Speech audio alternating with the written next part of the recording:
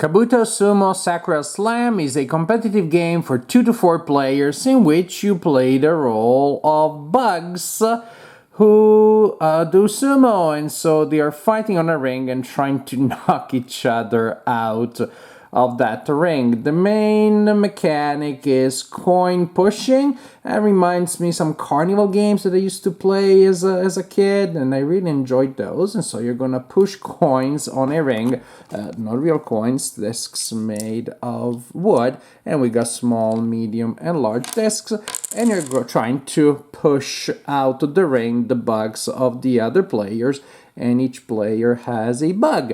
You will win if you push out the bug of an opponent. You will win if you are the last player standing. Yes, possible to be the last player on the ring, even if you don't push other people out, because if at the beginning of your turn you have no discs, you also lose the game. So people may pretty much eliminate themselves that way. In a 2-player only, which is what I've set up here, you also place that belt token on top of the central disc, and then you will and you win if you're able to knock that out of the ring. So gameplay is exceedingly simple. You will alternate taking turns. You will take this platform here, and you can attach it to one of the 4 corners, and so each corner will take 2 possible configurations, like so. Each player has 4 tag tokens. If you place the platform on a corner that doesn't have your tag yet, you place it there. And they will give you an incentive to try every corner, not to spam a single corner, because there are extra moves and extra advantages that are triggered by having those tags. And again, you place a tag on the board only if your corner doesn't already have one. So after you place that platform, you take a disc from your supply and you push it. So you place it on the platform and then you push it in a straight line. Doesn't have to be perpendicular. You can go this way if you want, for example, but you can't like curve it once you're in. And so let's say that I'm playing as orange, and now that's my turn, and I want to try to see where I can push that blue one. All right. And you should stop as soon as the disc leaves the platform and is entirely on the ring, which when I play with younger people, they often go a lot further, and I have to remind them that's not it. That's not how it works. And suppose that now blue goes, and so blue tags that corner there. Essentially, you saw a disc fell, and so orange got that in their supply, and now blue decides to go, and they decide to place their disc there, like that. They collected 2, and so on and so forth. This is the general idea. Now, for some of those effects that I told you, if you have a tag marker on all 4 corners, suppose that's what happens. Now, blue just did that play there, like so. And they got 1 on all 4. Then you remove all 4 of your tag tokens, and you immediately take another turn. You immediately place another disc without moving the platform. Why would blue try to kick themselves out that way? I don't know. I can't think like a bug. You would have to ask that bug. So that's how that happens. Plus, we have unique characters. And so you have these cards that will describe unique characters with unique powers, so you have the variety there. And they usually come with special tokens. For example, this one here, if you remove 2 of your tag tokens or a stack of 3 of your small discs, you gain this piece. So it's just nice to have an extra piece to throw in there.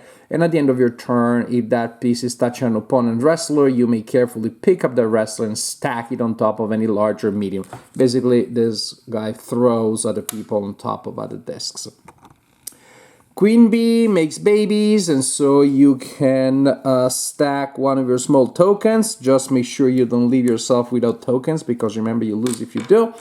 And then you gain one of these into your personal supply, and then when you have multiple ones, you can then just push that conga line like that as a single nested piece.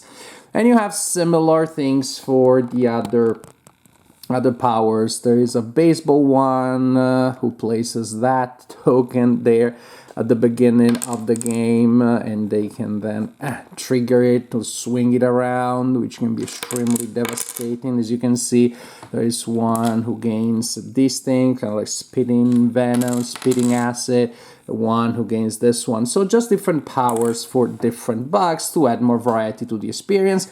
The idea is still push your coin in there. Try to push the opponent or the belt out of the ring, use your special powers, and see if you are gonna be the winner of this crazy bug-based sumo championship. This is a standalone game, but it can be combined with other games in the Sun system. However, I cannot compare because this is the first one that I play. And I enjoyed it for what it is. It is a clearly silly game. There is silliness and humor in the theme and in the simplicity of the mechanics, of course. I played, I think, one other board game based on the coin pushing mechanic. It was Voices in My Head, which was a lot more involved. Here is really stripped to the general idea. You're pushing coins to make the coins fall, and that triggers effects, and that gives you victory. You're just trying to push other people out of there or to push certain discs. It's simple, it's silly. The silliness comes from the fact that it's hard to predict exactly what's going to happen. You think one disc is gonna fall and 4 other ones fall, and you put your own in a terrible condition, terrible position, things like that.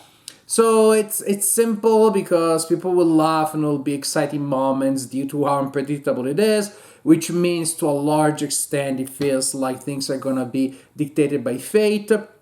The special effects, the special abilities of the insects don't seem to be particularly well balanced. At least in my experience, some of them seem to be way more powerful than others. Pretty OP, which can work also if, again, you're doing that to balance things. Maybe you're playing with a younger player, and I totally see how that you want them to win, and that's the way it is. Had I played this game with my kids when they were little, seeing their buck fall off, that would not have made for an enjoyable experience for them or for anybody in the neighborhood, pretty much. So, it's a silly game, unpredictable, dictated, I believe, a lot by randomness or by luck, but that by the inability of planning exactly what's going to happen. And the fun is going to be in that. If you're okay with a light game, see what happens, go for the ride, have a laugh. If it's like a warm-up game, a little bit of a filler,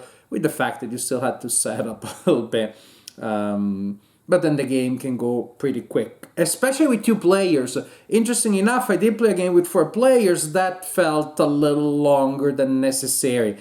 Maybe half an hour, which to me in this game is like too much. But with 2 players, you're gonna kill a game in 15 minutes and you can play it again or not, but you'll have simple, light fun. The production, it doesn't hurt that the production is excellent, both the art and the components. They really feel nice to manipulate. So it's a simple, light, silly filler, Kabuto Sumo, Sakura Slam, because from time to time maybe you do want some silly, ridiculous fun, and then this game would be an option for that.